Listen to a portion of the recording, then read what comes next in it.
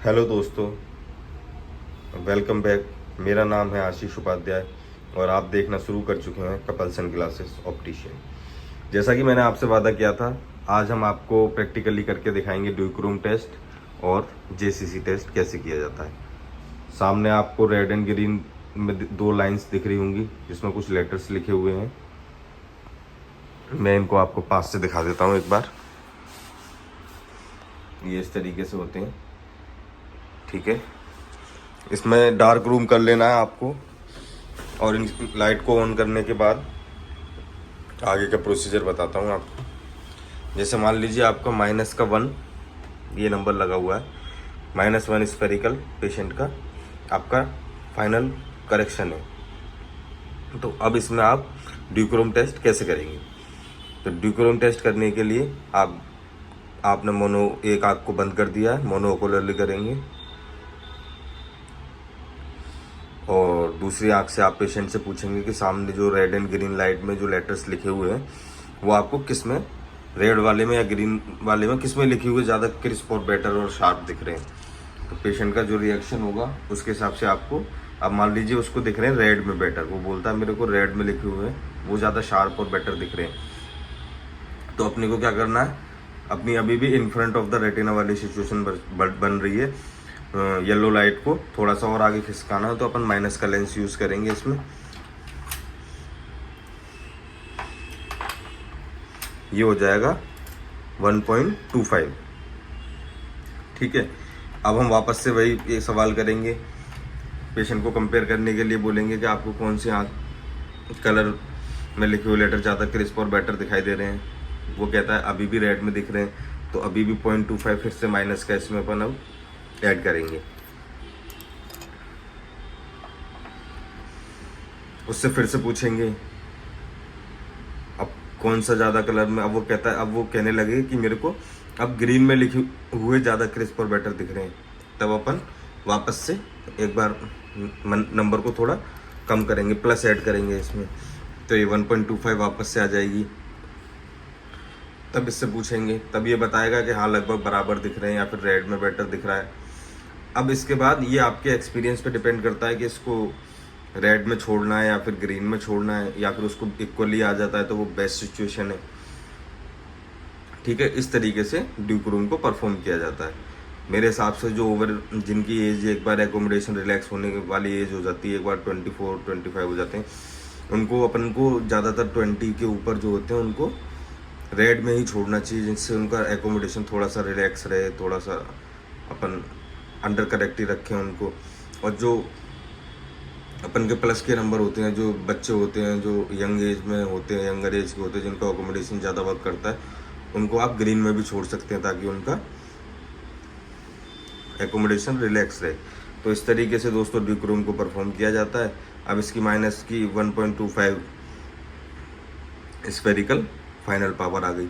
अब दूसरी कुछ सिचुएशन देखते हैं। अब मान लीजिए पेशेंट का आपने फाइनल प्रिस्क्रिप्शन निकाला था 1.25, अब आपने उसका दोबारा से ड्यूक रूम शुरू किया। अब वो कह रहा है मेरे को ग्रीन बेटर दिख रहा है, तो ग्रीन बेटर दिखते ही क्या करेंगे आप, पावर को कम करेंगे। अब ये जैसे 1 लगा दी मैंने, 1.25 से 1 पावर हो गई उसकी। अब वो फिर से बोलता है कि नहीं मेरे को तो ग्रीन ही बेटर दिख रहा है, तो फिर पावर को और इसमें प्लस ऐड करेंगे, तो ये हो जाएगा 0.75 माइनस का, और पावर कम कर दी माइनस की पावर। तो ये अब वो कहने लगे नहीं मेरे को अब रेड पे अच्छा दिख रहा है, या फिर मेरे को दोनों इक्वली ब्लर दिख रहे हैं, दोनों इक्वली बराबर दिख रहे हैं दोनों में, तो आपकी ये फाइनल पावर होगी ये 0.75। अब इसको आप प्लस के नंबर से समझने की कोशिश करो। एक बार इसमें मैं प्लस का नंबर लगा देता हूँ।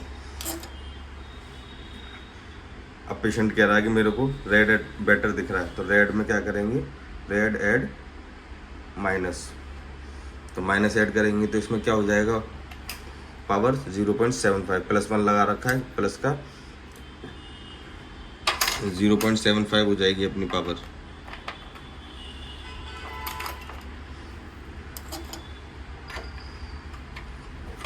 ठीक है। अब फिर उससे पूछेंगे कि अब आप वापस से कंपेयर करिए, वो बोलेगा नहीं मेरे को अभी भी ग्रीन में बेटर दिख रहा है, सॉरी रेड में बेटर दिख रहा है, तो फिर हम फिर से माइनस का ऐड करेंगे तो अपनी पावर प्लस का 0.5 हो जाएगी। अब इसकी उल्टी कंडीशन में समझो, अब वो बोले कि नहीं मेरे को अब रेड में बेटर, सॉरी ग्रीन में बेटर दिख रहा है, तो ग्रीन ऐड प्लस, अब ये पावर 0.75 हो जाएगी।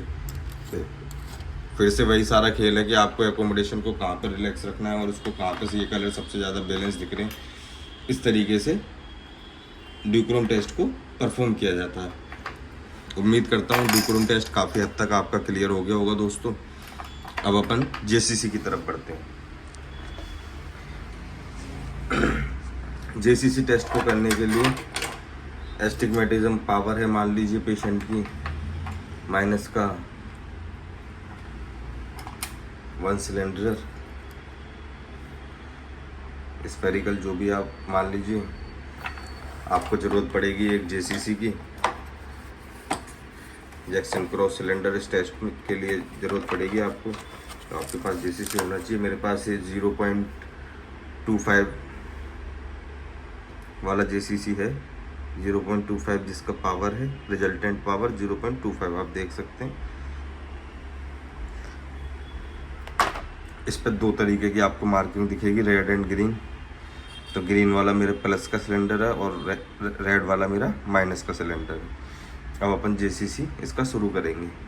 तो पहले अपन क्या करेंगे, जेसीसी में इसकी एक्सिस को रिफाइन करेंगे। एक्सिस को रिफाइन करने के लिए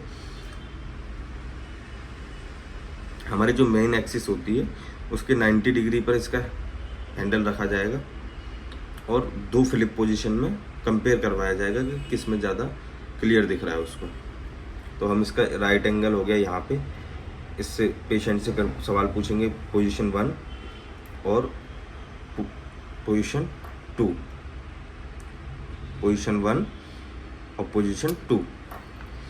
इसमें आपको एक चीज़ का ध्यान रखना जरूरी है, आप जितने राउंड टाइप के, डॉट्स टाइप के अगर इसमें चार्ट ले सकते हो तो वो ज़्यादा बेटर रहेगा। ठीक है, वापस से हैंडल को 90 डिग्री पे प्लेस किया हुआ है। पोजीशन 1 इज़ बेटर और पोजीशन 2 इज़ बेटर। अब पेशेंट बोलता है कि नहीं पोजीशन 2 इज़ बेटर, तो हमारा सिलेंडर किधर है, माइनस वाला, रेड वाला अभी इधर की तरफ। तो अब हम अपनी पावर को किधर मूव करेंगे, थोड़ा सा 80 डिग्री की तरफ, थोड़ा सा जिधर हमारा रेड की पावर थी। ठीक है, 5 डिग्री हम पावर को मूव करेंगे, लगभग 5-5 डिग्री करके चेक करते हैं। इसमें आजकल ऑटो रिफ्रैक्टोमीटर वगैरह आ गए हैं तो उनसे एकदम लगभग एक्यूरेट पावर ही आती है, लेकिन जिस चीज़ से फिर भी वेरीफाई करना चाहिए, ये बहुत हेल्पफुल रहता है। अब वापस से करेंगे, हम वापस से इसको इसके 90 डिग्री पे अलाइन करेंगे, पोजीशन 1 और पोजीशन 2। वापस देखिएगा, पोजीशन 1 और पोजीशन 2। अब पेशेंट कह रहा है कि नहीं 1 में बढ़िया दिख रहा है, इसमें बढ़िया दिख रहा है, तो अभी भी हमारी रेड वाली एक्सिस जो है देखिए आपके इधर की तरफ है, अब इसके अपोजिट में आ रही है, तो हमारी ये एक्सिस यही है कंफर्म। इसकी वाइस वर्सा पोजीशन आ गई। अगर ये अपने को बताता है कि नहीं मेरे को 1 में ही बढ़िया दिख रहा है, ठीक है, तो अपनी जो एक्सिस है अभी भी 80 डिग्री से आगे की तरफ जा रही है, तो अपन इसको 80 पे लेके जाएंगे, फिर 85 पे लेके जाएंगे। अगर ये इधर ही बढ़िया बताता रहेगा फ्लिप करने पर, जिधर हमारी माइनस की सिलेंड्रिकल एक्सिस है उधर की तरफ इसको मूव करते रहेंगे जब तक वाइस वर्सा पोजीशन ना आ जाए, जब तक वो दोनों में इक्वली ब्लर बताने ना लग जाए। तो इस तरीके से एक्सिस को वेरीफाई किया जाता है। उसके बाद आप पावर को कैसे वेरीफाई करेंगे, मान लीजिए इसका आपको 90 डिग्री पर एक्सिस वेरिफिकेशन करने के बाद इसकी एक्सिस आती है आपकी 90 डिग्री। ठीक है, अब पावर कैसे वेरीफाई करेंगे, 90 डिग्री पर आपका -1 सिलेंडर है, तो पावर कैसे वेरीफाई करनी है, जो इसके आपके जो जेसीसी की पावर है, जो मार्किंग है उसके साथ आपको मैच करके रखना है। जो आपका ये ट्रायल का सिलेंडर लेंस लगा हुआ है इसकी एक्सिस के साथ, जैसे पहले मैं माइनस का रखूँगा, ये ज़्यादा बेटर है, फिर मैं प्लस वाले को रखूँगा ऐसे करके उसी के साथ पैरेलल, बिल्कुल एकदम पैरेलल रखना है। या फिर फ्लिप 2 बेटर है, फ्लिप 1 बेटर है, या फिर फ्लिप 2 बेटर है। 2 में मैं ग्रीन वाली को उससे रखूँगा जो प्लस का सिलेंडर है, 1 में मैंने माइनस वाले सिलेंडर को इससे एक्सिस से मैच करके रखा हुआ है। अगर ये माइनस वाले में बेटर बताता है तो अपन माइनस का सिलेंडर इंक्रीज करेंगे, अगर ये प्लस वाले में बेटर बताता है तो प्लस का सिलेंडर इंक्रीज करेंगे। इस तरीके से पावर को रिफाइन करा जाता है। तो दोस्तों ये था अपना ट्रेनिंग वीडियो, जेसीसी और ड्यूक्रोम को लाइव कैसे किया जाता है। आप अपनी प्रैक्टिस में कीजिएगा और मेरे को रिजल्ट बताइएगा कि आपने किस तरीके से पावर को रिफाइन किया। आगे अपन बात करेंगे, आने वाला जो टॉपिक रहेगा बाइनोकुलर बैलेंसिंग का रहेगा।